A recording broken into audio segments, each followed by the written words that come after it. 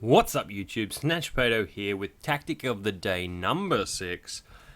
In this position it is white to move, and it's a game played between Volchok and Kreslavsky from 1970. As I mentioned, it's white to move, so if you want some time to solve it by yourself, make sure you pause the video now.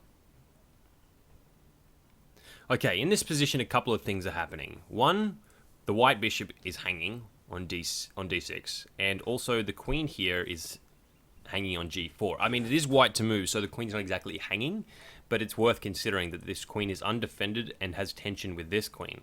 Now that's important when solving this puzzle, that these queens have tension on one another, as you'll see in a moment. Make sure you pause the video if you want more time, because the solution to this move is bishop e7. It's crazy. When I first saw this, didn't consider this move for the longest time, and the reason was because I was worried about back rank mates, right? Queen takes d1. But you'll notice that's not on the cards because of this pin, and that's why the tension between these two pieces are so important. It also means that the queen cannot capture this bishop like this, because this pin reigns supreme. Now, I know what you're saying, well, Snatch, why can't queen just take queen?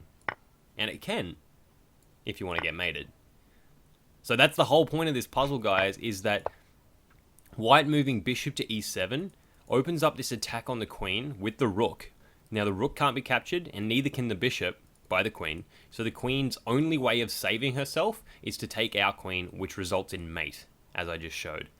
Some other lines which also wind up being bad for black, of course, are knight takes bishop, rook takes queen, rook takes rook, and then at the end we've got knight c3 developing our last minor piece, and if you count the material, a knight a piece, a rook a piece, except white has an extra queen for this rook here on h8. So white's have a queen in this line, and the other line that the computer suggests is knight f6, right, hitting our queen, and all we simply do is take the queen with the rook, and after black grabs our queen on g4, we have this in-between move to protect our hanging rook.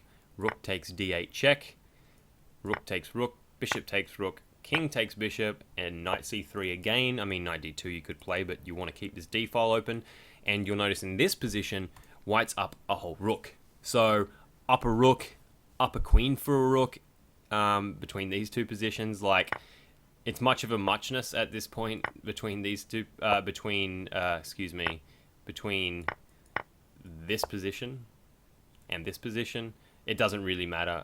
White's still crushing, and of course the main critical variation is if queen takes queen on g4, rook takes rook, checkmate with the support from this bishop. This knight is in the way. So I hope you guys liked that tactic. Make sure you like and subscribe, follow on YouTube, follow on Twitter, all of that good stuff. I'll catch you guys in the next video. Remember to always stay classy. Peace.